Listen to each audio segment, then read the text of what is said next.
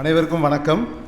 கருணையுள்ள கவிதை நம்மை ஒருபோதும் கைவிடுவதில்லை. சென்ற மாதம் நான் வாக்குறுதி கொடுத்தது போல ஒவ்வொரு மாதமும் ஒரு திருக்குறளை எடுத்துக்கொண்டு உங்களுடைய ஒரு சிற்றுரை நிகழ்த்துவதாக கூறினேன். சென்ற மாதம் கூறிய திருக்குறள் உங்கள் அனைவருக்கும் நினைவிருக்கும் என்று நினைக்கிறேன். இருந்தாலும் நினைவூட்டுவேன். அதற்கு முன்பாக ஒரு பாராட்டு. நல்லா உற்சாகமாக ஒரு கைதட்டுங்களேன்.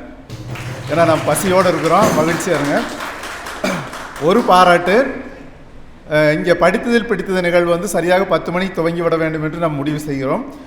ஏறக்குறைய 11 மணி ஆகிவிடுகிறது. அதனால் தான் பசிக்கிற நேரத்தில் நாம் பேசிக்கொண்டே இருக்கின்றோம். இந்த மாத நிகழ்வில் எனக்கு மிகவும் ஆச்சரியத்தையும் மகிழ்ச்சியும் கொடுத்தது படித்த புத்தகங்களை பற்றி ஒரு பெரும் பட்டியலிட்ட எழுத்தாளர் ஆய்வாளர் லீலாமா அவர்கள் ஒரு மிகப்பெரிய பட்டியலிட்டார். இந்த மாதத்துக்கான பாராட்டு அவர்களுக்குரியது. என்னுடைய அன்பான பாராட்டு அவர்களுக்கு. நீங்கள் இங்கே வருகிற பொழுது புத்தகங்களை தேடுகிறீர்கள், கவிதைகளை தேடுகிறீர்கள், பேசுவதற்கான செய்திகளை தேடுகிற பொழுது கூட குறிப்புகள் இல்லாமல் பேசுவது என்பது சிரமமாக இருக்கின்ற வகையில் இவ்வளவு புத்தகங்களை படித்து கொண்டு அவர் ஆய்வு செய்கிறார். அவருக்கு என்னுடைய பாராட்டுகள்.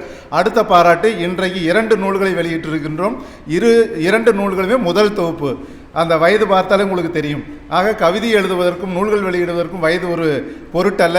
எல்லா காலத்திலும் எல்லா எழுத்துக்களுக்கும் நல்ல ஒரு மதிப்புண்டு என்று நிரூபித்திருக்கின்ற 2 எழுத்தாளர்களும் மனதிற்கு நெருக்கமானவர்கள். அவர்களுக்கு என்னுடைய பாராட்டு.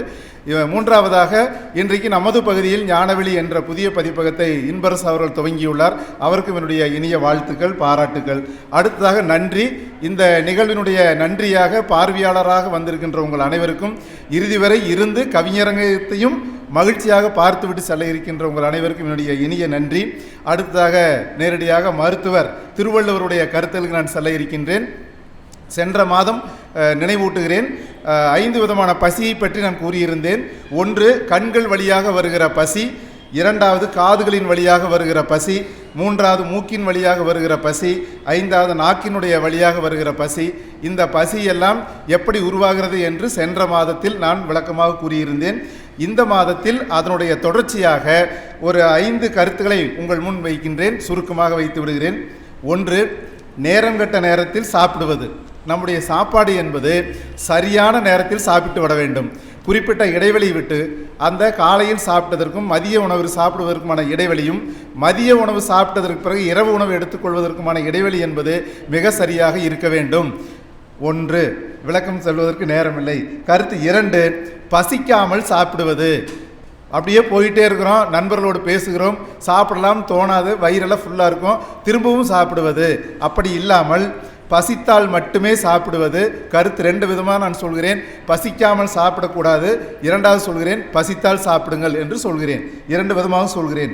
3வது, ஒரு பொருளை பார்த்தவுடன் சாப்பிட துவங்கி விடுவது. கடைக்கு போகிறோம், பஜ்ஜி அழகாக சுட்டு வச்சுருக்கிறாங்க, அடுக்கிட்டே இருக்கிறாங்க, வாசனை வருகிறது.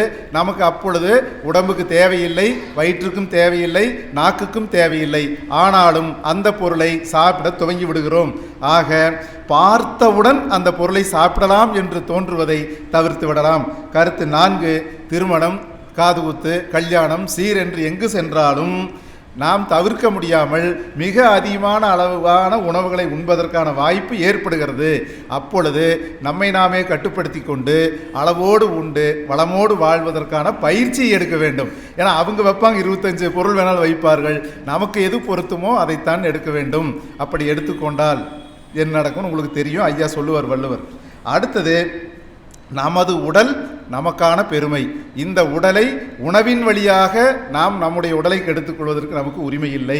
ஆக பிறந்ததிலிருந்து நாம் மறையும் வரை நம்முடைய உடலை பேணி காப்பதற்கு இந்த உணவு உண்ணும் பழக்கம் என்பது மிக மிக முக்கியமானது. ஆக உணவு உண்ணும் பழக்கத்தில் 4வதாக ஒரு கருத்தை சொன்னேன், உடல் நமது பெருமை. அடுத்ததாக, பொருத்தமற்ற உணவுகளை உண்ணுவதை தவிர்த்தல் வேண்டும். நம்முடைய உடம்பு எந்த உணவை ஏற்றுக்கொள்ளுமோ அந்த உணவை உண்ண வேண்டும். எந்த வேளையில் எந்த உணவை உண்ண வேண்டுமோ அதை உண்ண வேண்டும்.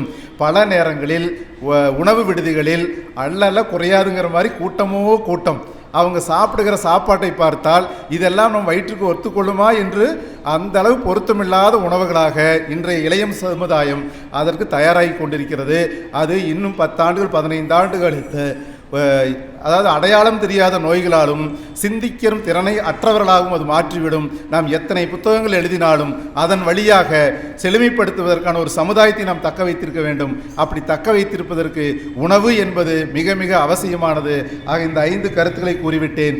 அதற்கு அடுத்ததாக வள்ளுவர் என்ன சொல்கிறார் என்ற குறளையும் நான் கூறிவிடுகிறேன். மருந்தென வேண்டாவாம் யாக்கைக்கு அருந்தியது அற்றது போற்றி உணின். இதுதான் நான் இன்ன வரைக்கும் சொன்ன கருத்தினுடைய சுருக்கம். மீண்டும் ஒரு முறை குறளை சொல்கிறேன். மருந்தென வேண்டாவாம் யாக்கைக்கு அருந்தியது அற்றது போற்றி உணின். முன்னே அருந்திய உணவு செரித்த பின்பு உணர்ந்து மீண்டும் உண்டால் இந்த உடம்பு மருந்து வேண்டியதில்லை. இன்றைக்கு நாம் சம்பாதிக்கின்ற பணம் 2 வகைகளில் செலவழிக்கிறோம். ஒன்று நம்முடைய வாரிசுகளுக்கான கல்வி செலவு, 2வது எப்பொழுது என்ன நேருமோ என்று பயத்தோடு இருக்கின்ற மருத்துவம். இந்த 2னுடைய செலவுகளை குறைப்பதற்கான முதல் வழி நாம் நம்முடைய உடம்பை சரியாக பேணி காப்பது தான். சென்ற மாதம் நான் படித்த குறளை மீண்டும் ஒரு முறை நினைவூட்டுகிறேன். மிகினும் குறையினும் நோய் செய்யும் நூலோர் வழி முதலா எண்ணிய 3. மறுபடியும் இந்த குறளை நினைவுபடுத்திக் கொள்ளுங்கள். ஆக 2 குறள்களை இந்த 2 மாதங்களில் உங்களோடு பகிர்ந்திருக்கின்றேன். முழுக்க மருந்து என்கிற அதிகாரத்திலிருந்து நீங்கள் எந்த அதிகாரத்தை படித்தாலும் படிக்காவிட்டாலும் திருக்குறளில் மருந்து அதிகாரத்தை தினமும் ஒரு முறையாவது படித்து விடுங்கள். காலையில் எழுந்தவுடன் அன்று முழுக்க நம்முடைய உடம்பை எப்படி நாம் பாதுகாத்து வைத்துக் கொள்ள முடியும் என்று நமக்கு தெரியும். கருணையுள்ள கவிதை நம்மை ஒருபோதும் கைவிடுவதில்லை.